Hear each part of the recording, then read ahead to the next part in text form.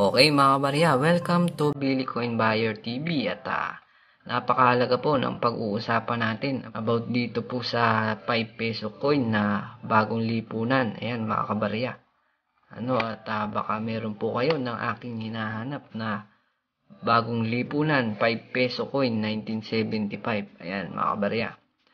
At mahalaga po na malaman nyo ang detalye ng barya na aking hinahanap at baka mamaya mga barya ay hawak nyo na pala.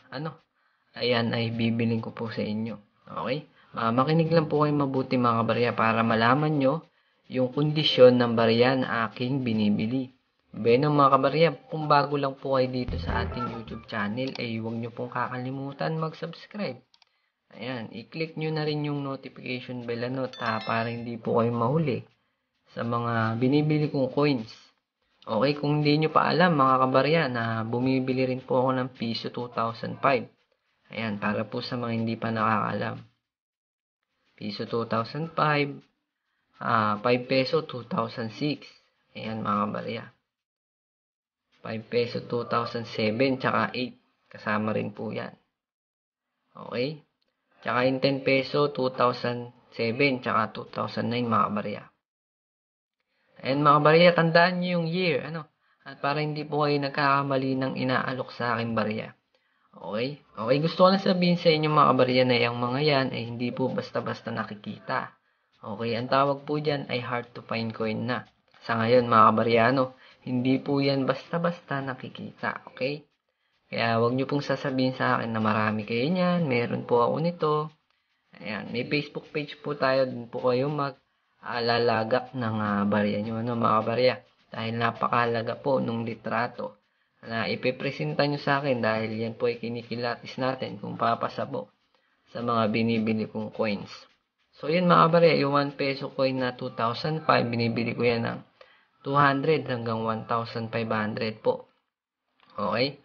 So wag po kayo mag-expect mga barya ng mahal na value kasi kapag pangit po yung coin nyo at medyo luma na, maraming dents, maraming gasgas, kapag sinipat po yan sa magnifying glass ay marami pong dents yan, okay?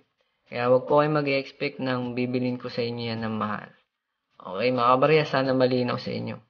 So sa 5 peso naman guys, yung 2006, 2007 at 2008. Okay, binibili ko yan guys ng 800 hanggang 3,000 pesos ang isa.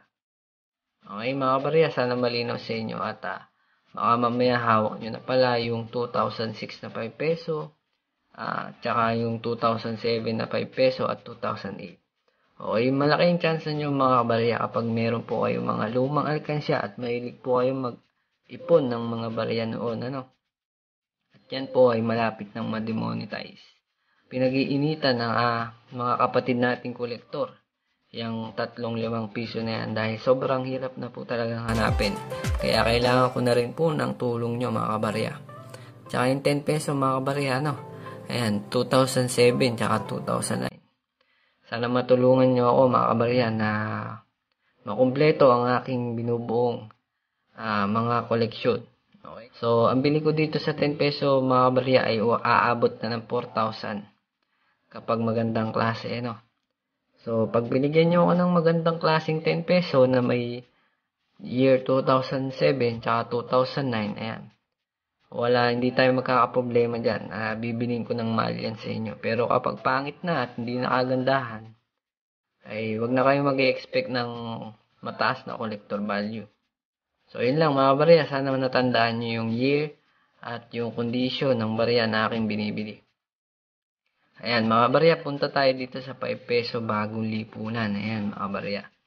So, kung makikita nyo dyan, mga barya, ay marami ng scratches yan. Marami ng dents.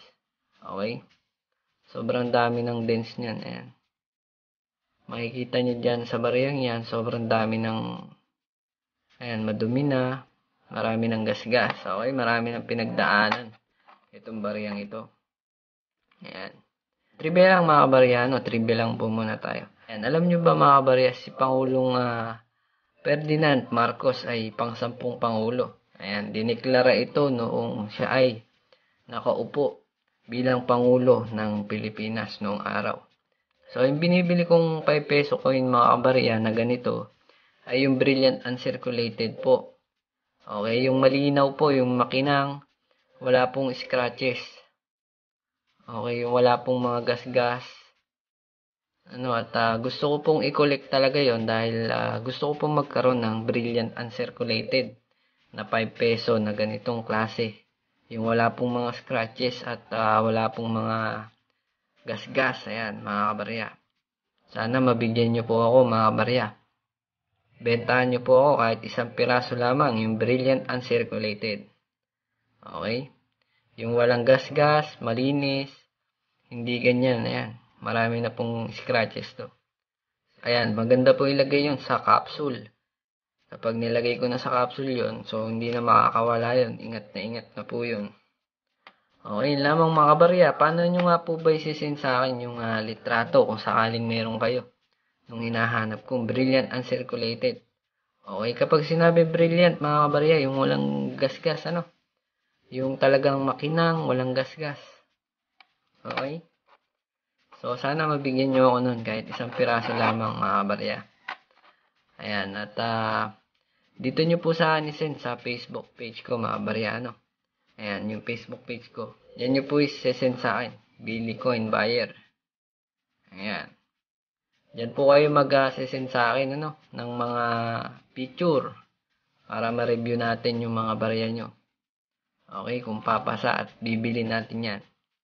Okay, yun lamang po mga barya, At magpapaalam na ako sa inyo sa sandaling oras na ating pagsasama. Ayan, maraming salamat po at huwag niyo pong kakalimutan mag-subscribe mga barya para updated kayo sa mga barya na aking hinahanap pa. So yun lamang po mga barya, good luck po sa inyo. Sana mabigyan niyo po ako ng barya na aking binibili. God bless po sa lahat. Paalam.